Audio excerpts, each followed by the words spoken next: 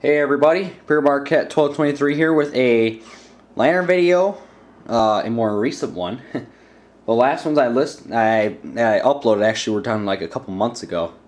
But anyway, this video is on my Redding Company Dressel lantern. The Dressel Lantern Company, little background information on the Dressel Lantern Company. They were more into the caboose lamp business. They for a while contracted Ham to make lanterns marked for them, so you can definitely tell them apart. But then very late into the tall glow market, they came out with this very beefy and very strong looking 5 3/8 inch globe lantern. And not too many of them are marked. You can see this one here is clearly marked Redding Company, but I'll just go over this lantern. It's in very good shape. There's some interesting stuff on it that would make this lantern very easy to take apart. The glow retainer, you virtually just have to take and push this down and twist it, and then the glow retainer comes out. The lid is held on by a bobby pin. That's how it's supposed to be, which I find very interesting. Other unusual fact is that if I take this very heavy made globe, it's very thick, very heavy, is the fact it has a Dressel Arlington pot still in it, which is rare to find still.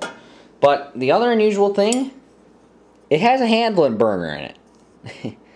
I don't know why they put a handling burner in it, but you never know.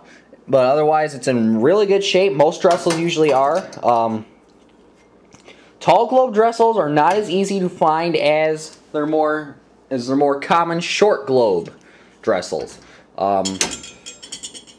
Dressels are very easy to collect because of the fact that their condition is usually very good. Not too many of them are in very rough shape.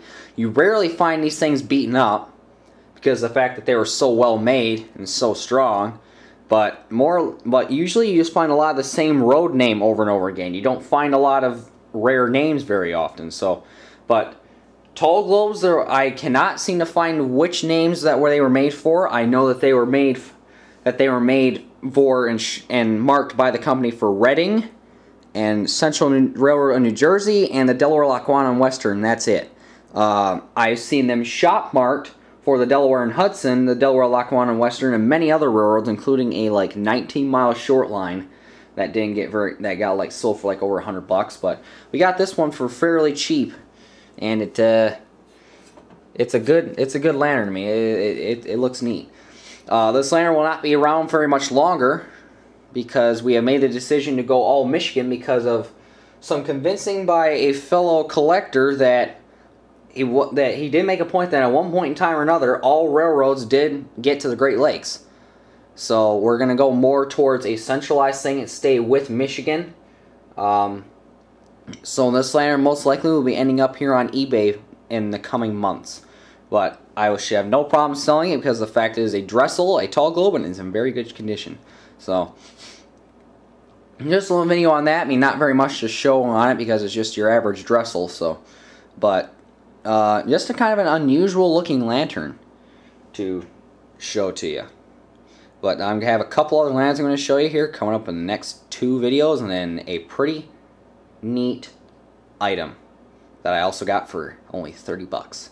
So, and it also has been restored. It's not a lantern, but it is big.